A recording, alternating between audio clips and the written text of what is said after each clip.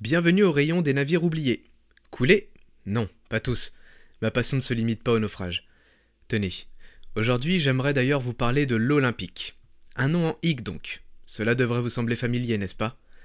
Et vous avez raison, c'est bien un paquebot de la White Star Line.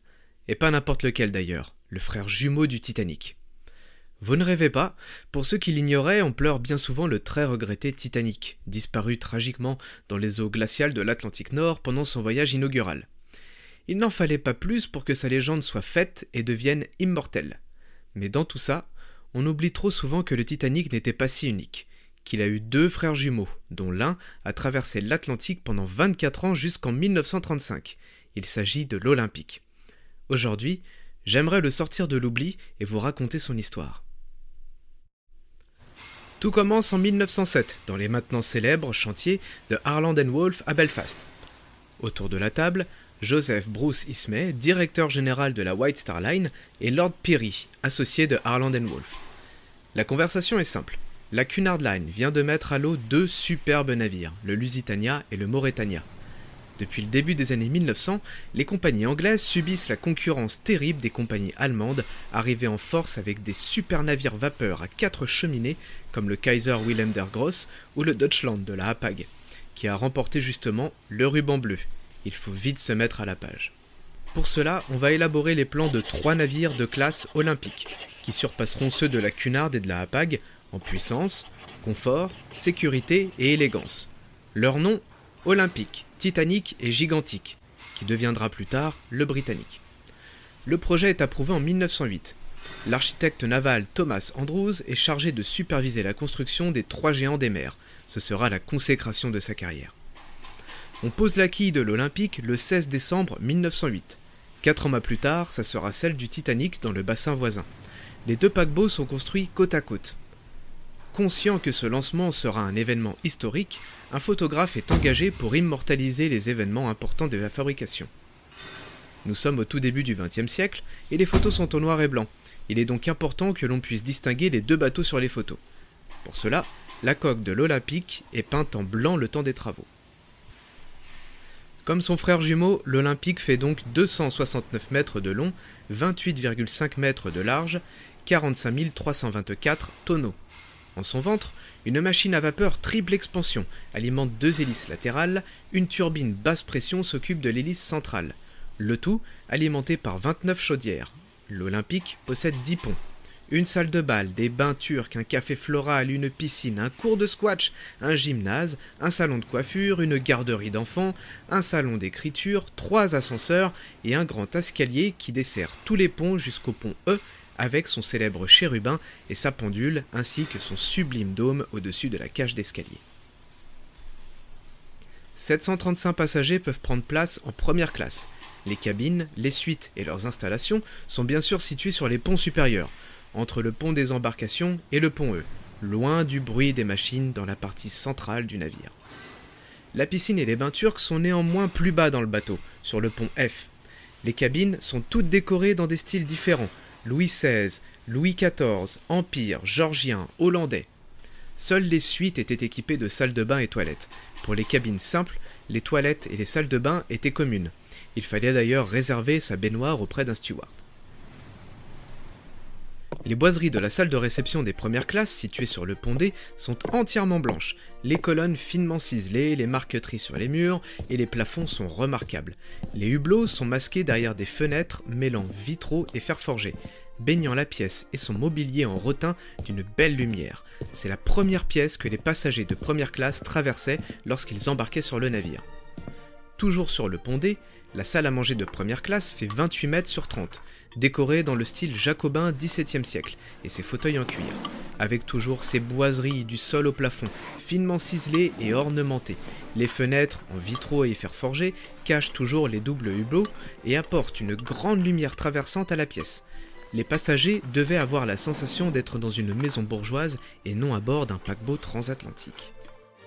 Sur le pont B, le restaurant à la carte, style Louis XVI, colonne ronde, cannelée, ciselée, avec comme un ruban qui descend tout le long.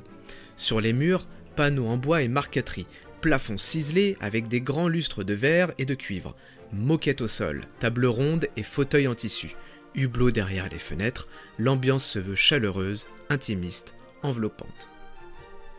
Au-dessus, sur le pont A, c'est le fumoir, de style georgien et extrêmement riche. Panneaux en acajou, vitraux, lustres au globe de verre au plafond ciselé, moquette au sol, cheminée dans la pièce, canapé et fauteuil en velours rouge, table pour jouer au bridge et prendre un brandy. Ici, on vient pour se retrouver en gentleman et refaire le monde. Pour les 674 passagers de seconde classe, le luxe et le confort pouvaient être équivalents à celui des premières classes sur d'autres navires. Leur commodité et cabine étaient situées à l'arrière du navire, entre le pont B et F. On y trouvait donc un fumoir, toujours habillé de colonnes et panneaux en bois avec de la moquette au sol, des fauteuils en cuir. Une salle à manger prenait également toute la largeur du navire avec une belle lumière traversante. Il disposait également d'une bibliothèque et d'un coiffeur. Les cabines étaient composées de lits simples, certaines avec un sofa pouvant être converti en lit. Pour la toilette, certaines, mais pas toutes, disposaient d'un cabinet avec lavabo desservant eau chaude et eau froide. Les 1026 passagers de 3e classe étaient répartis entre l'avant et l'arrière du paquebot, entre les ponts D et G. Sur les navires de classe olympique, ils sont favorisés. Ils ont ainsi accès à des cabines de 2 à 6 couchettes. Quelques dortoirs se trouvent à l'avant du paquebot et sont limités à 8 ou 10 couchettes. Il était bien sûr impossible aux passagers d'entrepont d'avoir accès aux commodités des premières et secondes classes, tout comme les premières classes n'avaient pas le droit de descendre dans les entreponts. Les passagers en première classe pouvaient aller en seconde classe pour une visite si et seulement si un de leurs proches s'y trouvait. Pourquoi ne pouvait-on pas mélanger première et troisième classe ? Pour la simple et bonne raison des maladies. Les troisièmes classes passaient un contrôle sanitaire avant d'embarquer. Les premières classes, non. Les maladies telles que le choléra ou le scorbut étaient encore en circulation parmi les classes les plus pauvres. Beaucoup de passagers mouraient de maladies pendant les traversées.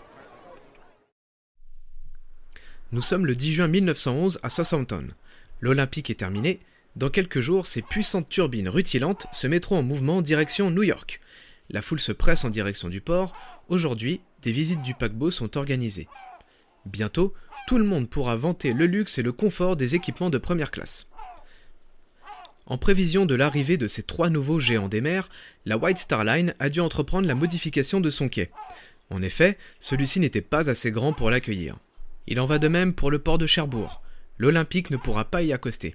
Pour ce faire, un navire transborder pouvant transporter passagers et bagages a été créé afin d'assurer la liaison. C'est le Nomadic. Celui-ci servira jusque dans les années 60, où il sera ensuite vendu et utilisé sur la Seine. Puis il servira de restaurant, amarré juste en face de la tour Eiffel. Oui, messieurs, dames. En 2006, il sera sauvé de la casse pour être restauré tel qu'il était lors de sa mise en service en 1911. Depuis, si vous passez par Belfast, vous pouvez le visiter dans sa cale sèche. Rappelons que c'est ce même transborder qui fera embarquer les derniers passagers du Titanic, et qu'il est le dernier navire d'ailleurs de la White Star Line encore de ce monde. Les badauds entassés sur le quai attendent l'ouverture du plus grand paquebot jamais construit. Ils sont stupéfaits par cette coque massive, ridiculisant tous les autres navires amarrés dans le port. Ces 4 cheminées dominent tout le port et sont visibles depuis toute la ville. D'ailleurs, sur les 4, seulement 3 sont fonctionnelles. La 4e n'est qu'une cheminée d'apparat, qui sert de stockage pour le mobilier du pont des embarcations. À 10h, les portes s'ouvrent. Les visites guidées, payantes bien sûr, commencent. On peut alors y admirer la salle de réception de première classe, la salle à manger, le restaurant à la carte, la piscine et les bains turcs, le grand escalier, le café véranda, le gymnase, le pont des embarcations contenant 20 canots qui en fait à l'époque le navire avec le plus de canots de sauvetage. Et enfin, on peut faire le tour du pont de promenade du pont A. À la fin de cette trop courte visite, c'est une foule conquise et émerveillée qui repart du port vanter le luxe de l'Olympique. 4 jours plus tard, le 14 juin, c'est une foule encore plus importante qui se piétine sur les quais afin d'assister au départ inaugural de l'Olympique. Il fait beau, il fait chaud, les 4 cheminées brillent massivement au-dessus de la foule. Les grues électriques font descendre les dernières caisses dans la soute. Les 3e classes font la queue pour l'inspection. Les majordomes des passagers de première classe font les allers-retours sur la passerelle d'accès du pont D avec les bagages, le tout sous un air enjoué d'un orchestre. Pouvait-on rêver d'une plus belle journée ? Sur la passerelle, c'est le commandant Edward Smith, célèbre capitaine du Titanic, qui est chargé de la première traversée de l'Olympique. Smith est entré au service de la White Star Line en 1886. Il gravit très vite les échelons et c'est en 1887 qu'on lui confie le commandement d'un premier navire. En 1904, il devient commodore de la White Star Line. Cela signifie qu'il est le commandant du navire le plus imposant de la compagnie. Au cours de sa carrière, Smith était un commandant très apprécié des passagers. D'un tempérament calme, tranquille et rassurant, certains ne voudront voyager qu'avec lui, lui valant le surnom de capitaine des milliardaires. Il en va de même pour les marins travaillant sous son autorité. Tous les avis sont unanimes. Charles Lightoller, deuxième officier du Titanic, écrira d'ailleurs dans ses mémoires que Smith était un capitaine bienveillant et calme, mais qu'il savait également faire preuve d'autorité. Smith est le capitaine le mieux payé de la compagnie et peut également se vanter de n'avoir connu aucun naufrage ni aucun incident grave au cours de sa carrière. Pour ce voyage inaugural, son premier officier sera William Murdoch. Tiens, encore un nom tristement célèbre. Dans 9 mois jour pour jour, tous les deux disparaîtront dans le naufrage du Titanic, la nuit du 14 au 15 avril 1912.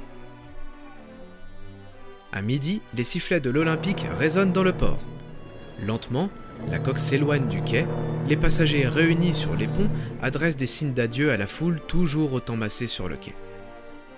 À mesure que les 5 remorqueurs aident le navire à sortir du port de Southampton, la foule observe que les autres navires à quai dans le port ont l'air bien insignifiants à côté de ce géant.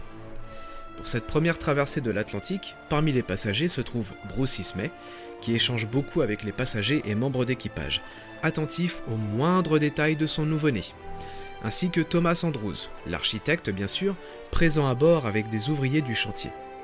Lui et son équipe s'assurent qu'aucun problème ne vient troubler le voyage.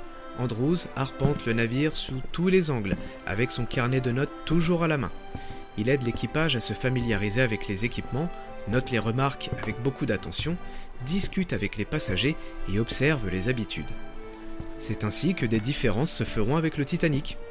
Le pont de promenade A, par exemple, est entièrement découvert sur l'Olympique.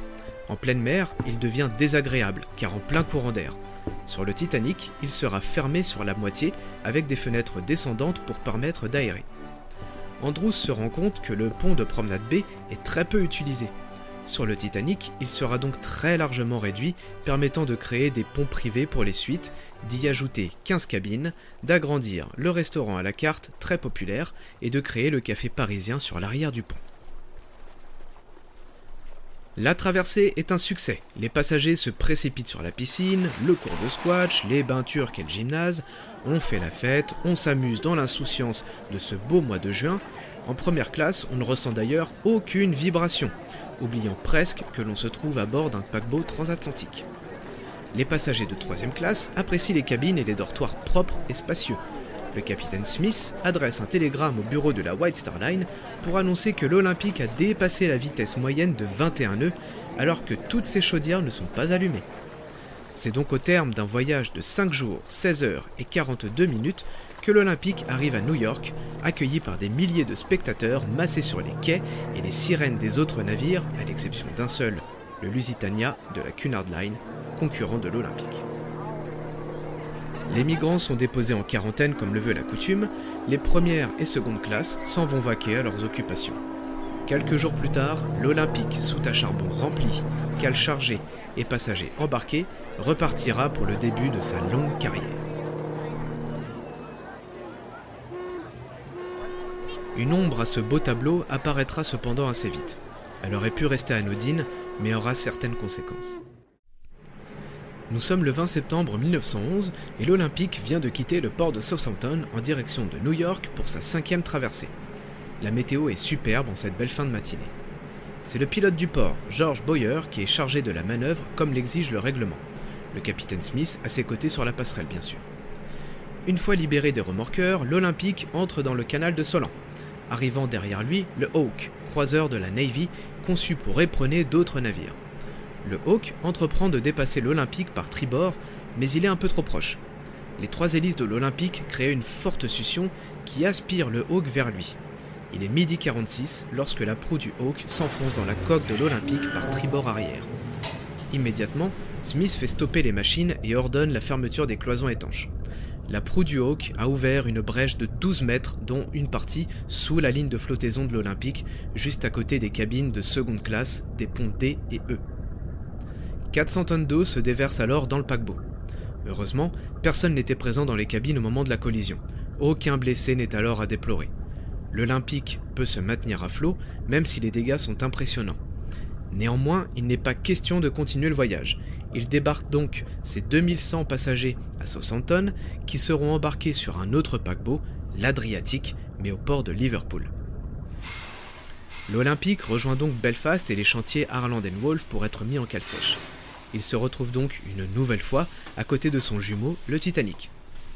Les réparations sont coûteuses, on transfère même des ouvriers du chantier du Titanic sur l'Olympique pour qu'il puisse reprendre la mer le plus vite possible.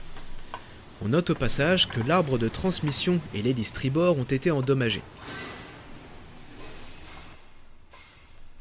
Cet incident, pour le moment, ne retarde pas le voyage inaugural du Titanic prévu le 20 mars 1912. Mais certains iront établir la théorie farfelue selon laquelle l'Olympique aurait été maquillé et réparé grossièrement pour devenir le Titanic, et que son naufrage aurait été orchestré afin que la compagnie touche la prime d'assurance, jugeant l'Olympique trop endommagé. Le naufrage ne se serait donc pas passé comme prévu, le California était supposé récupérer tous les naufragés avant que le navire ne coule. Il n'aurait d'ailleurs pas dû heurter un iceberg. Bref, d'après certains, c'est donc l'Olympique qui se trouve au fond de l'Atlantique. Alléchante théorie, n'est-ce pas? Mais entièrement fausse. Premièrement parce que la prime d'assurance du Titanic était bien en dessous de son coût de construction. Il n'avait donc aucun intérêt à faire ça. Ensuite, la découverte de l'épave en 1985 a permis de montrer que c'était bien les machines du Titanic qui reposent dans l'épave, ainsi que son hélice centrale à 3 pales. L'Olympique en avait 4. Ces réparations terminées, l'Olympique quitte Belfast le 20 novembre 1911 et reprendra son service le 29. La White Star Line sera jugée responsable de la collision, arguant le fait que l'Olympique n'aurait pas respecté la priorité du Hawk, oubliant ainsi que le Hawk n'avait respecté aucune norme sécuritaire de croisement, ni même indiqué clairement la manœuvre qu'il comptait faire. Mais pour l'opinion populaire, il ne fallait pas moins que la vue de cette coque éventrée qui reste à flot et se rende par ses propres moyens à Belfast pour que la réputation de paquebot insubmersible soit faite. En voici donc l'origine qui collera à la coque du Titanic encore aujourd'hui. Le 24 février 1912, l'Olympique se trouve pris dans une tempête au cours de laquelle il perd une pale d'hélice. On doit donc le ramener à nouveau à Belfast. Pour que son immobilisation soit la plus courte possible, on pioche dans les pièces destinées au Titanic pour le réparer. Cette fois, cela retardera l'inauguration du Titanic et sera décalé au 10 avril. Et si la pale d'hélice avait tenu? Et si on avait attendu qu'une nouvelle pale arrive? C'est fou comme le destin tient finalement à peu de choses. Le 30 mars 1912, Smith cède le commandement de l'Olympique au capitaine Herbert James Haddock, en vue de la prise de commandement du Titanic quelques jours plus tard. En cette triste nuit du 15 avril 1912, l'Olympique revient de New York lorsqu'il reçoit le signal de détresse de son sister ship. Il se trouve alors à environ 900 km de lui. Pendant 2 heures, ils échangeront ensemble jusqu'à ce que le Titanic devienne silencieux. L'Olympique file alors à pleine puissance en direction du drame, à une vitesse moyenne de 25 nœuds. Il apprendra la disparition du Titanic par le Carpathia, paquebot de la Cunard arrivé sur les lieux avant lui. On annule tous les concerts du jour et une collecte de fonds s'organise à bord pour les rescapés. Une fois le Carpathia rejoint, Haddock propose que tous les passagers soient transférés à bord. Le capitaine du Carpathia refuse, craignant un traumatisme des passagers de se retrouver à bord d'un paquebot identique à celui à bord duquel ils viennent de sombrer. Il restera sur place toute la journée et transmettra par radio les premières listes de survivants. 1912 est une année noire pour l'Olympique. Ni l'équipage ni les passagers n'ont confiance en ces navires. Les réservations sont donc largement en baisse. C'est le temps des remises en question pour la White Star Line. Une prise de conscience énorme a lieu. Tu as beau construire les navires les plus somptueux, les plus grands ou les plus solides, qu'en est-il face aux éléments de la nature? Que se passe-t-il lorsque tout se dérobe sous tes pieds et que dans cette course au gigantisme, toute règle primaire de sécurité a été oubliée? Immédiatement après le naufrage, 24 canots supplémentaires sont installés sur le pont de l'Olympique. Dans l'urgence de rassurer ses passagers, ce sont des vieux canots pliables achetés à l'armée britannique et jugés peu fiables. En juin 1912, l'Olympique manque de s'échouer sur des rochers à l'entrée du port de Plymouth suite à une erreur de navigation. Un mois plus tard, le 6 juillet, en quittant le port de New York, il s'échoue sur un banc de sable de Ellis Island suite à une défaillance mécanique d'un transmetteur d'ordre, occasionnant un retard de 90 heures pour le sortir de là et réparer le transmetteur. Cet incident sera tenu confidentiel pendant 20 ans pour ne pas faire de mauvaise presse. Finalement, le 10 octobre, l'Olympique est retiré du service. Il va subir pendant 6 mois une refonte dans les chantiers de Harland & Wolff. On y démonte ses cheminées, on retire ses chaudières, on vide une partie de sa coque pour y installer une double coque, qui équipera également le Britannique. L'espace entre cette double coque est également cloisonné pour limiter encore la propagation de l'eau si inondation il doit y avoir. On rehausse les cloisons étanches et on crée de nouveaux compartiments, de sorte que maintenant, l'Olympique peut rester à flot avec 6 compartiments inondés contre 4 auparavant. Des nouveaux bossoirs sont installés sur le pont des embarcations. Maintenant, 68 canots s'y trouvent et 3500 personnes peuvent y prendre place. Sur le pont A, on supprime le salon de lecture et d'écriture peu utilisé afin d'y ajouter des cabines. Comme sur le Titanic, sur le pont B, on crée le café parisien. On agrandit également le restaurant à la carte et on réduit encore la promenade pour ajouter des cabines. On choisit néanmoins de conserver la promenade du pont A telle qu'elle est. Si on devait cloisonner une partie, cela rendrait plus difficile l'accès aux canaux de sauvetage, comme ce fut le cas sur le Titanic. La White Star Line lance une campagne de pub pour regagner la confiance de ses voyageurs, vantant le fait que maintenant, c'est comme s'il y avait 2 paquebots en un seul avec sa double coque. Son tonnage ayant été augmenté avec la construction de nouvelles cabines, l'Olympique est à présent le plus grand paquebot du monde. Toute cette opération a été extrêmement coûteuse pour la compagnie qui a déjà été grandement éprouvée par la perte du Titanic. L'Olympique reprend alors son service le 2 avril 1913, avec à ses côtés pour assurer les traversées, l'Océanique et le Majestic, des paquebots vieux de 20 ans. Le Britannique ne sera prêt que dans un peu moins de 2 ans. On envisage également de construire un nouveau paquebot pour remplacer le Titanic, avec un tonnage inférieur d'environ 33 000 tonneaux, ou bien de 60 000 tonneaux. Mais aucun de ces projets ne verra le jour. La campagne de pub porte ses fruits. Petit à petit, les réservations sur l'Olympique vont bon train. On déplore simplement au début de l'année 1914 quelques blessés à bord. Pris dans une tempête, une vague vient frapper les vitres de la salle à manger de première classe qui explose en plusieurs morceaux. Si un avenir plutôt prometteur semblait pointer le bout de son nez pour la White Star Line, tout va se mettre entre parenthèses le 28 juillet 1914 avec le début de la Première Guerre mondiale. L'Olympique, dans un premier temps, continue ses traversées transatlantiques. Pour être plus discret, Haddock fait peindre les hublots pour qu'on ne voit pas les lumières et le rende moins visible pour les sous-marins. Les réservations diminuent néanmoins. Il n'est pas sûr de traverser l'Atlantique. Le matin du 27 octobre, l'Olympique intercepte un message de SOS du cuirassé HMS Audacious qui vient de percuter une mine. Haddock lance les puissantes machines et vient secourir le navire qui est en train de couler. Les 250 membres d'équipage trouveront refuge sur l'Olympique. Les traversées étant de plus en plus compliquées, la décision est prise de retirer l'Olympique du service commercial et de le laisser amarrer dans le port de Belfast chez Harland & Wolff. Pendant 10 mois, des ouvriers assurent la maintenance pour que tout reste fonctionnel. Le 7 mai 1915, le Lusitania, fleuron de la Cunard Line, au retour de New York, est torpillé près des côtes irlandaises. Il coule en moins de 20 minutes, les pertes humaines civiles sont énormes. La Cunard désarme elle aussi tous ses navires. À l'été, l'amirauté réquisitionne tous les transatlantiques. Malgré leur taille imposante et leur consommation énorme de charbon, l'Olympique est capable de transporter 6 à 7 000 troupes à une vitesse moyenne de 21 nœuds. Toutes ses décorations et son mobilier sont alors retirés. On démonte les boiseries, la salle de réception et la salle à manger de première classe deviennent des dortoirs. On installe 200 hamacs dans le fumoir des troisième classes. La bibliothèque des secondes classes est transformée en hôpital d'une capacité de 100 lits. La piscine et le cours de squash deviennent des lieux de stockage. Le gymnase reste en service pour que les soldats puissent s'entretenir. Les officiers seront logés dans les cabines de première classe. Les hublots des ponts F et G sont condamnés pour ralentir un éventuel naufrage. Tous les autres sont peints pour rendre le navire invisible la nuit. Sa superstructure est peinte en grise, les cheminées en noir. 2 canons anti-sous-marins sont installés, l'un sur la proue, l'autre à la poupe. Puis, son commandement est transféré au capitaine Bertram Fox Hayes. Le RMS Olympic devient alors le HMT Olympic, His Majesty's Transport.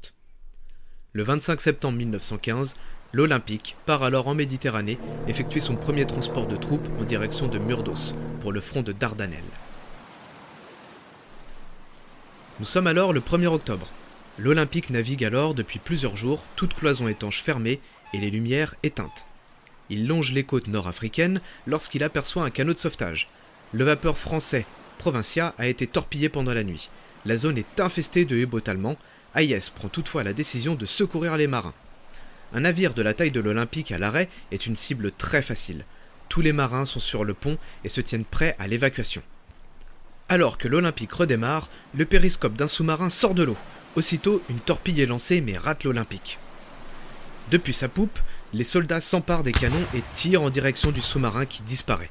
D'autres descendent dans la salle des machines pour aider à charger les chaudières en charbon pour partir le plus rapidement possible. À la barre, Hayes effectue des zigzags pour rendre toute prise de cible difficile.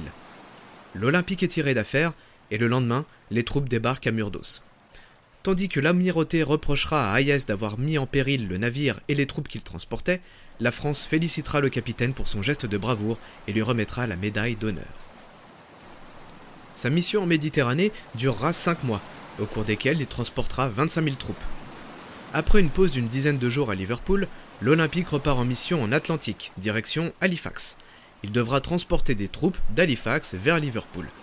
Il effectuera cette mission entre 1916 et 1917, soit 20 voyages sans aucun problème. Chaque traversée prend entre 5 et 6 jours. Le capitaine Hayes refuse que son navire soit escorté le long des côtes lorsqu'il part d'un port. Naviguer en escorte signifie réduire sa vitesse à 12 nœuds, ce qui représente un danger. Pour lui, le point fort de l'Olympic est sa vitesse. En de rares occasions, on lui imposera l'escorte lorsque des sous-marins ont été repérés par exemple. Le 12 janvier 1917, l'Olympic entre à nouveau au chantier Harland & Wolff pour une grosse révision et une remise en état bien méritée. On en profite pour lui peindre un camouflage dazzle, un assemblage de formes géométriques et de couleurs contrastées. Le but est de protéger l'Olympic des tirs des sous-marins en provoquant une erreur d'appréciation sur sa position ou son orientation. Son camouflage changera 3 fois jusqu'à la fin de la guerre et sera l'œuvre du peintre Norman Wilkinson, qui est également celui qui avait peint les tableaux des fumoirs de l'Olympic et du Titanic. Le 25 mars, les travaux sont terminés et l'Olympic reprend sa mission entre Halifax et Southampton. Bientôt, les habitants d'Halifax, habitués de voir arriver l'Olympic, lui donneront le surnom de Old Reliable, qu'on peut traduire par le vieux fidèle. Le 6 avril 1917, les États-Unis entrent en guerre contre l'Allemagne. À nouveau, l'Olympic refait alors route vers New York pour y charger des troupes. Cela fait 3 ans qu'il n'avait pas revu la Statue de la Liberté. Un des événements les plus marquants de sa carrière militaire se produit le 12 mai 1918 à 3h50 du matin. L'Olympic vient d'entrer dans les eaux de la Manche et n'est qu'à une journée de route du port de Southampton. Soudain, un guetteur sur le pont aperçoit la coque d'un U-boat allemand à moitié immergé à 500 mètres sur tribord. Ce qu'il ne sait pas, c'est qu'il vient de refaire surface car ils viennent de rater l'insertion d'une torpille dans le tube qui était destiné à l'Olympic. Hayes réagit immédiatement. Il lance le navire sur tribord à pleine machine droit sur le submersible. Un canonnier fait feu mais rate le sous-marin. Celui-ci essaye alors de virer de bord et commence à plonger, mais il est trop tard. La proue de l'Olympic frappe le sous-marin. Celui-ci frotte ensuite sur toute la coque du paquebot dans un bruit de ferraille assourdissant. Les hélices en bronze découpent le kiosque du submersible qui prend l'eau, puis le canon de poupe fait feu à son tour. L'Olympic ne s'arrête pas. Il poursuit sa route. Le sous-marin coule et les marins survivants sont faits prisonniers par le USS Davis arrivé sur place. L'épave repose aujourd'hui à 90 mètres de profondeur. Dans un bon état de conservation, les dégâts causés par l'Olympic sont encore visibles. L'Olympic sera le seul navire marchand à couler un autre bâtiment ennemi. Il se sortira de cet événement avec quelques dégâts à la proue, mais aucune voie d'eau n'est détectée. La Première Guerre mondiale prend fin le 11 novembre, avec la signature de l'armistice.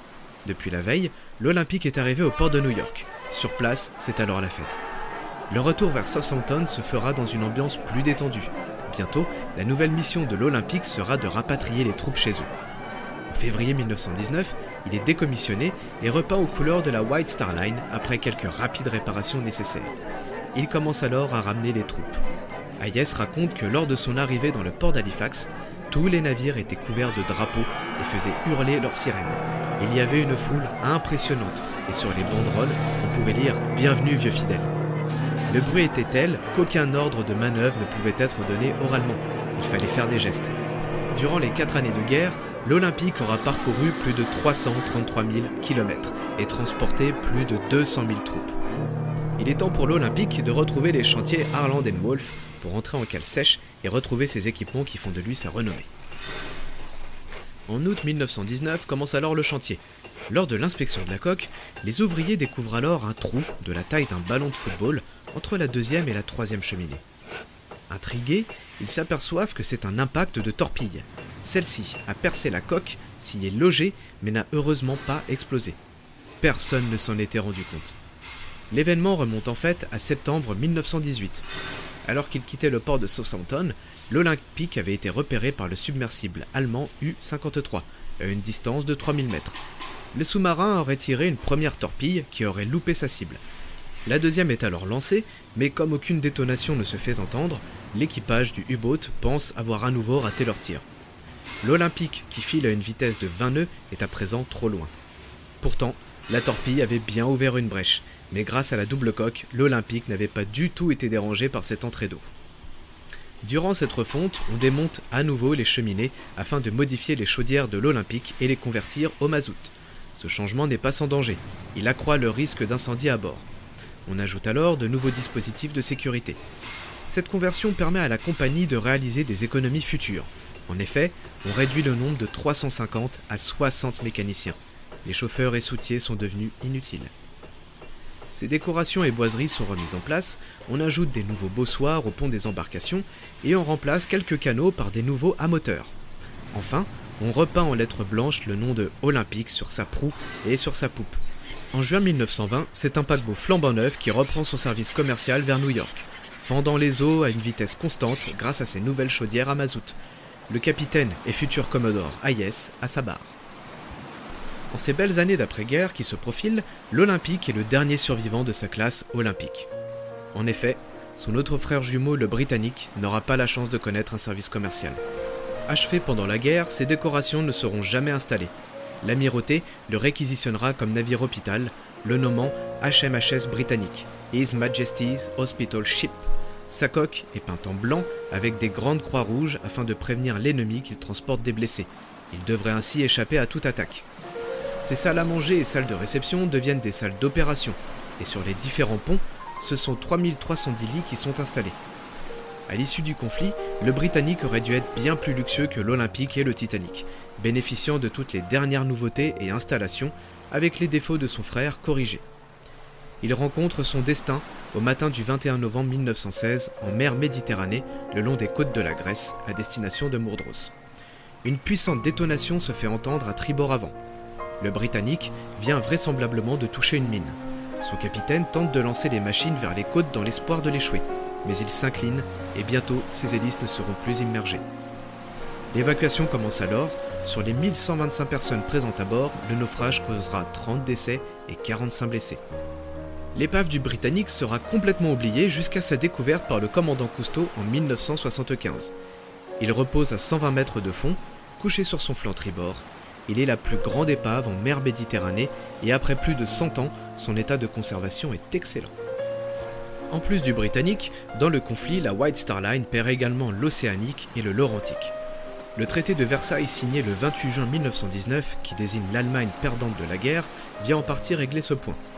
Elle doit céder aux vainqueurs de la guerre ses navires en compensation des pertes qu'elle a causées. La White Star Line récupère ainsi le Bismarck, qui est toujours en construction. Elle envoie dans les chantiers en Allemagne des ingénieurs pour veiller à la bonne finition du navire et faire procéder à quelques modifications. Ils craignent également que les ouvriers allemands sabotent le paquebot qui deviendra le plus gros navire de sa flotte avec ses 64 000 tonnes. Il sera nommé le Majestic et entrera au service aux côtés de l'Olympique en mai 1922. À cette occasion, le Commodore Hayes laisse le commandement de l'Olympique au capitaine Hambleton. L'Olympique reste cependant le navire le plus apprécié de la flotte. Bientôt, on lui donnera même le surnom de Film Liner. Pourquoi ? Car des stars de cinéma voyagent à son bord. On y trouve entre autres Charlie Chaplin et Douglas Fairbanks. Le prince de Galles effectuera également une traversée à son bord. En juin 1924, c'est la dépouille de l'un de ses créateurs, Lord Peary, qu'il ramène vers l'Angleterre. Les Américains sont également très friands de l'Olympique. Ils préfèrent souvent voyager à son bord que sur les navires de l'American Line. Les années 20, rappelons-le, sont les années de la prohibition. Les paquebots étant considérés comme extension du territoire américain, l'alcool n'y est donc pas autorisé. En 1921, les États-Unis durcissent les lois sur l'immigration et limitent le nombre de migrants admis sur son territoire. En 1924, ce nombre est abaissé à 160 000, puis inférieur à 100 000 en 1931. La troisième classe devient donc de moins en moins rentable pour la compagnie. Toujours en 1924, le 22 mars, un incident dont l'Olympique commence à être habitué survient.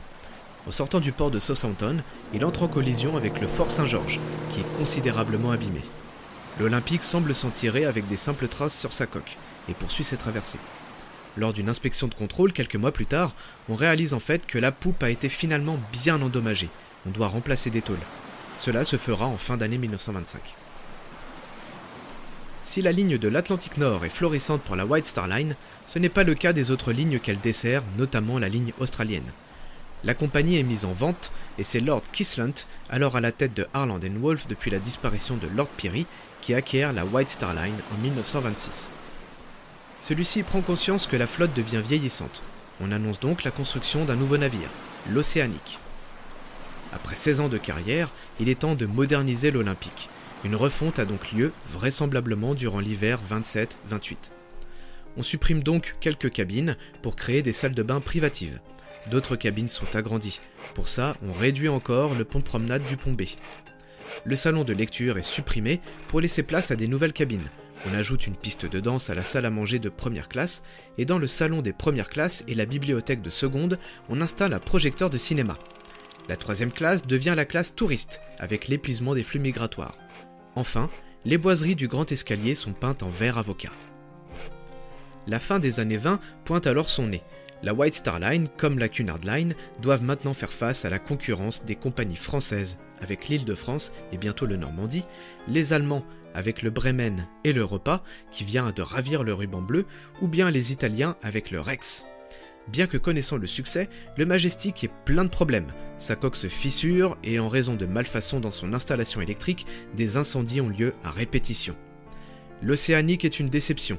À peine sa quille posée, le chantier est arrêté. On évoque une mise en pause pour étudier quelle sera la meilleure option de propulsion. Mais le crash boursier de 29 arrive et mettra un terme définitif au projet.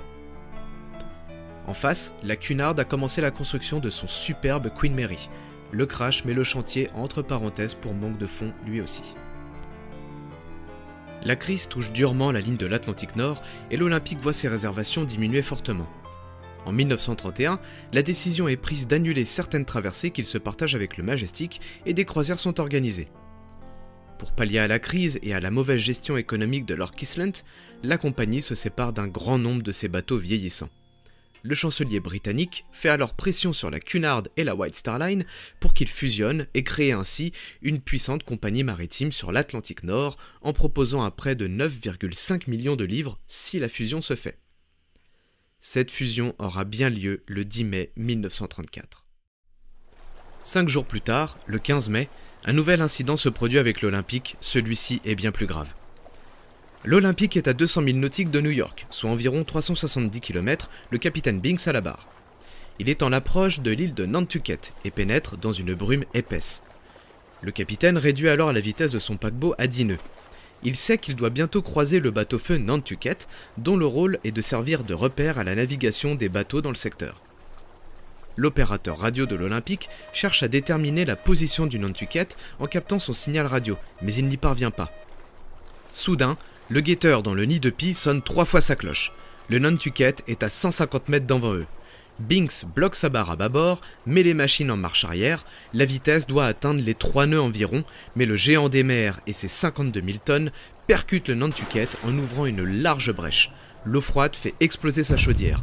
Les marins n'ont même pas le temps d'enfiler leur gilet de sauvetage que déjà leur navire est avalé par l'Atlantique. Son épave vient s'allonger par 61 mètres de fond. À bord de l'Olympique, certains passagers n'ont même pas ressenti le choc. Enfin immobilisé, le capitaine fait mettre à l'eau 2 canots de sauvetage motorisés au secours des naufragés. Sur les 11 occupants du navire, 7 seront sortis de l'eau et seulement 4 survivront jusqu'à New York. La Cunard White Star Line devra donc remplacer à ses frais le Nantucket. L'Olympique n'est que peu endommagé par la collision et pourra sans problème effectuer la traversée retour vers Southampton. Là-bas, il sera mis en réparation pour remplacer les quelques tôles abîmées dans la collision. Du côté de la direction de la Cunard White Star Line, l'heure est au compte. Depuis la fusion, la compagnie dispose de 6 navires sur la ligne de l'Atlantique Nord, c'est bien trop. Dès septembre 1934, le Mauretania, lancé en 1907, est donc retiré du service et désarmé. Il reste à quai à Southampton en attendant d'être vendu. Même si l'Olympique reste un navire apprécié, son taux de remplissage est inférieur à celui du Majestic du fait de son ancienneté. Il devient une perte pour la compagnie, même si, dès le début de l'année 1935, il connaît un regain de réservation. Sa structure est vieillissante et sa coque a subi trop souvent de réparations qui demandent une légère surveillance. Fin janvier, l'annonce est donc faite. À la fin de l'été, l'Olympique sera retiré du service lui aussi. Le 5 avril 1935, il quitte donc pour la dernière fois le port de New York en direction de Southampton, où ses derniers passagers en descendent en lui disant adieu le 12 avril. Anecdote amusante, l'un des membres d'équipage de cette dernière traversée est Frederick Fleet, le guetteur qui avait aperçu l'iceberg qui coula le Titanic. L'Olympique est alors amarré à quai avec son rival de toujours, le Mauretania. Le 20 août, des visites sont organisées pour des potentiels acheteurs. L'un d'entre eux est un Français qui souhaite transformer l'Olympique en hôtel flottant à Nice. Mais la légendaire lenteur administrative de la France pour obtenir les autorisations lui font rater l'affaire. Une rumeur court également selon laquelle le gouvernement de Mussolini souhaitait le racheter pour en refaire un navire de transport de troupes pour les fronts de l'Afrique de l'Est. Mais il n'en sera rien. C'est un certain Sir John Jervis qui achète l'Olympique pour les chantiers de démolition de Jarrow, petite ville côtière au taux de chômage de près de 80% suite à la fermeture d'un chantier de démolition. Le navire y sera démantelé sur place et apportera du travail pendant près de 18 mois pour 5000 ouvriers. Ainsi, le 11 octobre 1935 commence le dernier voyage de l'Olympique qui le conduira à Jarrow, où il arrive le 13 octobre, devant une foule massive venue admirer celui qui fut le plus beau, le plus grand et le plus luxueux paquebot à naviguer sur l'Atlantique. Les quelques bateaux présents dans le port font hurler leurs sirènes. Une fois amarré à quai, l'Olympique donne ses derniers 3 coups de sifflet, puis il devient silencieux. Dans les jours qui suivent, des visites payantes sont organisées dont le bénéfice est reversé à des œuvres de charité locales. Puis, courant novembre, le mobilier, les boiseries, les décorations sont mis aux enchères, dépouillés de tout ce qui faisait sa richesse. La démolition commence alors quelques jours avant Noël. En le découpant, les ouvriers et chefs de chantier sont surpris de voir que toute la structure et la coque du navire sont encore en excellent état après 24 années de navigation. Preuve irréfutable du savoir-faire et du professionnalisme des chantiers de Harland & Wolff. Tout est recyclé et réutilisé. On retrouvera le sol du restaurant à la carte dans l'Aquitania. L'argenterie servira en classe touriste sur le Queen Mary. Certaines pièces d'argenterie se retrouveront même sur le Queen Elizabeth II quelques années plus tard. Une partie de son grand escalier est au White Swan Hotel de Alnwick, ainsi que les panneaux de bois et les vitraux qui se trouvaient dans le restaurant de première classe. Si vous vous y arrêtez, tendez l'oreille. Je suis sûr que ces panneaux de bois auront bien des histoires à vous raconter. Si vous voyagez à bord du Millennium de la compagnie Celebrity Cruise, vous trouverez également les décorations du restaurant à la carte avec ses sublimes lustres, mais d'après mes dernières recherches, il semblerait que le restaurant a été remplacé. L'horloge du Grand Escalier est au musée de Southampton. La longue carrière de l'Olympique a permis de beaucoup documenter et au fil des décennies de le photographier. James Cameron, pour son film Titanic, a utilisé beaucoup de ses photos pour reproduire les pièces, cabines et ornementations du paquebot puisqu'ils étaient identiques. L'Olympique est, en tout cas pour moi, l'un des plus beaux paquebots ayant sillonné les mers. Sa triste fin m'interroge. On pleure le sort du Titanic, son funeste destin, en son voyage inaugural qui l'a rendu immortel et intemporel. Son histoire se raconte encore aujourd'hui et son épave fascine et fait couler encore beaucoup d'encre. Si l'Olympique était le roi des océans, le Titanic est le roi des profondeurs. Mais imaginons qu'il n'ait jamais coulé. Partons du principe que son voyage inaugural ait eu lieu le 20 mars 1912, il ne croise pas d'iceberg, commence une belle carrière commerciale, puis arrive la guerre. Il aurait été réquisitionné comme les autres en transport de troupes ou en navire hôpital. Et puis, aurait-il été torpillé? Serait-il revenu indemne de la guerre? Et si tel était le cas, que serait-il devenu à la fusion de la Cunard et de la White Star Line? Un liner quelconque, vétuste, issu d'une classe de navires dont la gloire est loin derrière lui. Une chose est sûre, on aurait oublié son histoire, comme celle de tant d'autres bateaux, que quelques passionnés cherchent à sortir de l'oubli. Si vous avez soif d'encore plus de connaissances au sujet de l'Olympique, je vous invite à vous rendre sur la page rmsolympique.com où Samuel Longin a fait un travail de documentation passionnant relatant énormément d'informations sur l'Olympique. Je m'en suis fortement inspiré. Si cette histoire vous a plu et que vous souhaitez me faire part d'un commentaire ou d'une remarque, n'hésitez pas à m'écrire à l'adresse lecimetièredeLocéan@gmail.com, je lirai votre message avec plaisir. Je vous invite également à rejoindre les pages Facebook et Instagram Le Cimetière de l'Océan afin d'avoir accès à quelques photos que je poste pour illustrer mes récits. Je vous retrouve bientôt avec une autre histoire de bateau, de naufrage ou non.